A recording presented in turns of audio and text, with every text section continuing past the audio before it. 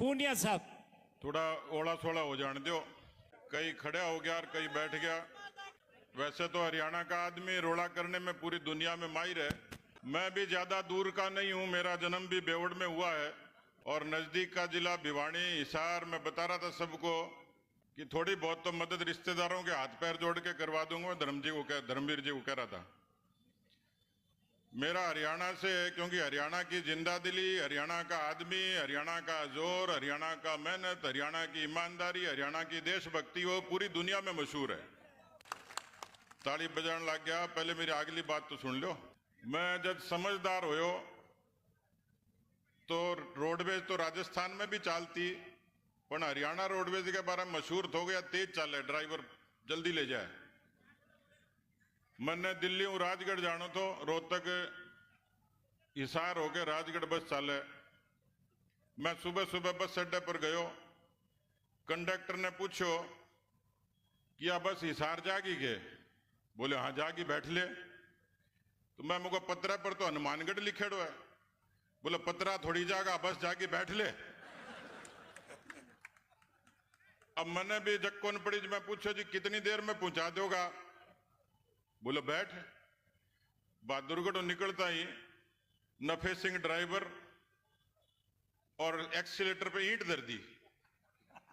बोले देख यो बहादुरगढ़ निकल गया, यो रोहतक आ गया, यो हिसार आ गया, उतर ले। तो हरियाणा के लोगों की फितरत, हरियाणा की जिंदादिली ये पूरी दुनिया में मशहूर है। इसलिए मशहूर है कि जमीन का टुकड़ा तो छोटा है, लेकिन हरियाणा के लोगों का जमीर बहुत बड़ा है। हरियाणा के लोगों ने कभी अपना जमीर नहीं बेचा। और इसलिए मैं कोई बहुत लंबी चौड़ी बात नहीं करूंगा, कुछ मुद्दे की बात करूंगा। मेरे को पार्टी ने पड़ोसी के नाते, किसान के नाते बगल के प्रदेश की चुनाव की जिम्मेवारी दी है और मैं ईमानदारी से अपना काम करने के लिए आया हूं। कुछ काम मैनेजमेंट का करूंगा, कुछ मजदूरी का करूंगा, लेकिन आप इतनी बात समझ लीजिए कि राजस्थान हरियाणा से खूब बड़ा है। उस राजस्थान में पहली बार मेरे जैसे किसी किसान के बेटे को इतने बड़े प्रदेश का अध्यक्ष बनाने का सम्मान दिया तो ये भारतीय जनता पार्टी ने दिया। मैं उस नाते ही आप लोगों के बीच में आया हूं। इसलिए मेरे बीच में, हमारे साथ में, क्योंकि मुझे सबसे पहले हरियाणा के राजनीतिक रूप से दर्शन कराए प्रोफेसर रामविलास शर्मा जी ने। मैं उस समय युवा मोर्चे का नया कार्यकर्ता था, ये कई जगह ले गए। जेपी दलाल साहब से बहुत लंबे अरसे से वास्ता है, कैप्टन अभय सिंह जी, हमारे तमाम यहाँ विधायकगण सब लोग मौजूद हैं, पार्टी के भी सभी लोग हैं। मैं कम टाइम में थोड़ी इतनी बात आप लोगों से करूंगा। मेरे साथ में हमारे सुभाष पूनिया जी हैं, सूरजगढ़ से विधायक थे। सुभाष जी एक किस्सा सुनाते हैं। मुझे पता नहीं हरियाणा में वो समस्या का समाधान हो गया कि नहीं हो गया, और धर्मवीर जी क्या करेंगे मेरे को पता नहीं। एक गांव में दो भाई हुक्का पी रहे थे, एक लड़के का बापू और एक उसका ताऊ। इतने में एक लड़का आ गया, तो आपस में दोनों भाई बात कर रहे थे, ये छोरा जवान हो गया, अब इसका ब्याह कर दें। ये बात छोरे के कान में पड़ गई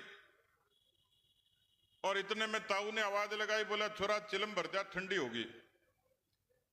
तो लड़का मुड़ के बोला, ताऊ चिलम तो भर लाऊंगा, पर जिक्र यो ही चालनो चाहिए जो ईब चला रखो है।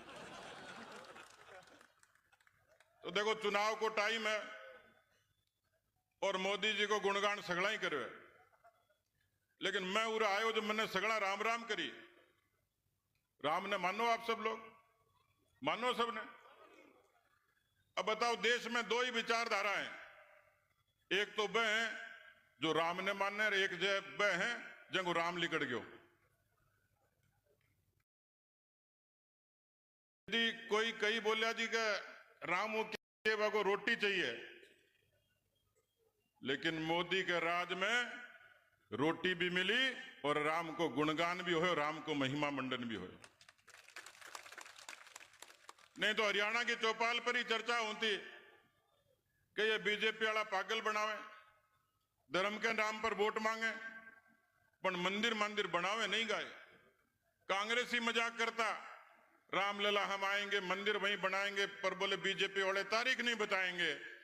पर देश ने, दुनिया ने देखा, केवल तारीख नहीं बताई, 22 जनवरी को दुनिया ने देखा भव्य राम मंदिर की प्राण प्रतिष्ठा देश के प्रधानमंत्री ने अपने हाथ से की।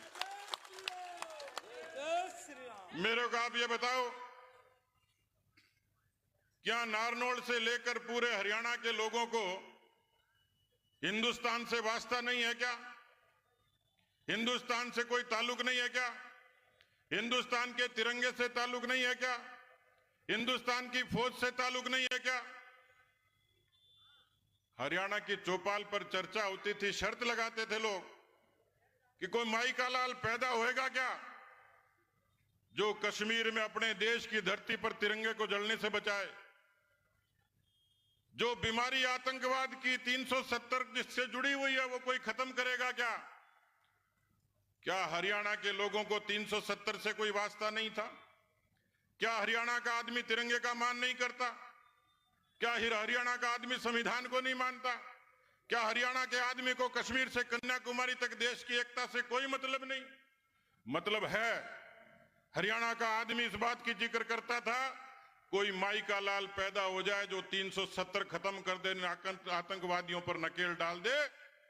देश की संसद में आपने भाषण सुना होगा जिसके साक्षी चौधरी धर्मवीर जी हैं। देश के गृह मंत्री ने कहा कि जिंदगी चली जाए 370 को खत्म करेंगे और आतंकवादियों की छाती पर 370 खत्म करके दुनिया को संदेश दिया। जेपी दलाल साहब कृषि मंत्री रहे, आप में से मुझे पता नहीं, हिंदुस्तान की 75 सालों की राजनीति में 55 साल तक केवल एक पार्टी ने राज किया, एक खानदान ने राज किया। हिंदुस्तान की जनता के रग रग में, नस नस में, दिमाग में यह भर दिया एक ही पार्टी राज कर सकती है, उसका नाम कांग्रेस है। एक ही खानदान राज करता है, उसका नाम है नेहरू गांधी खानदान। और उन्हीं से दाएं बाएं कुछ उपजे हुए क्षेत्रीय पार्टियां, लंबे समय तक उनका राज रहा।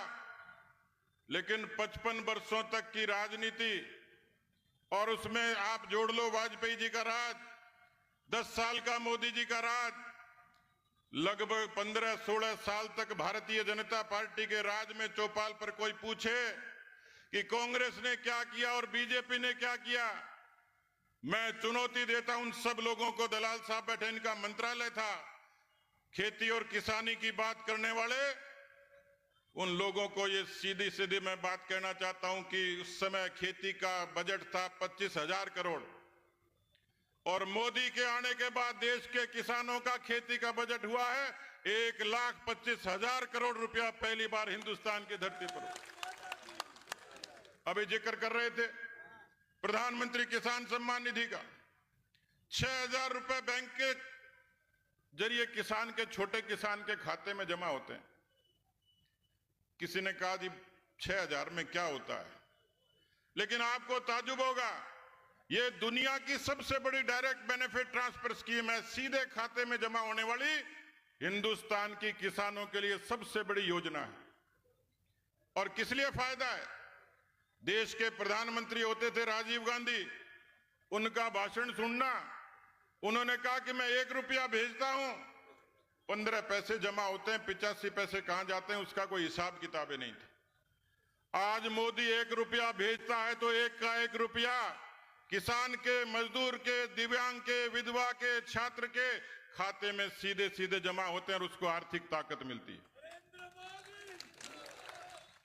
मेरे को, मैं कहीं जा रहा था, एक छोटे से खेत पर किसान खड़ा था, मैंने पूछ लिया जानकारी के लिए कि मोदी जी 6,000 रुपए भेजते हैं, पहुंचते हैं क्या? उसने कहा जी पहुंचते हैं।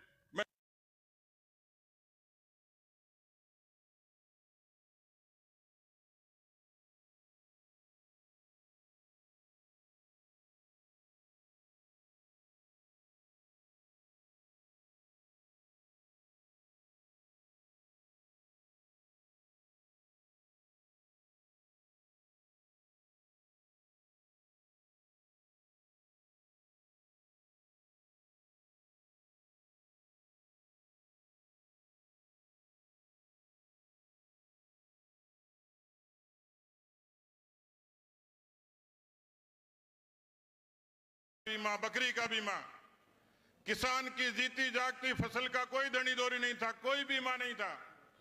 प्रधानमंत्री फसलों की बीमा योजना ने हिंदुस्तान के किसानों को ताकत देने का काम किया। और इसलिए मैं आप सबसे आग्रह करना चाहता हूं, मैं आया जब लोग जिक्र कर रहे थे, अहीर क्या करेंगे, गुजर क्या करेंगे, माड़ी क्या करेंगे, जाट क्या करेंगे, राजपूत क्या करेंगे, ब्राह्मण क्या करेंगे। ये चुनाव जातियों का नहीं है, ये चुनाव हिंदुस्तान के जमीर का चुनाव है। और जमीर के बारे में हरियाणा से ज्यादा कोई नहीं समझता। यहां का किसान जब मेहनत करता है, उसका पसीना धरती पर गिरता है तो ये धरती अन्नपूर्णा बनती है। और किसान का जाया जब फौज में सीमा पर लड़ता है, उसके खून से इस भारत की आन बान शान की रक्षा होती है।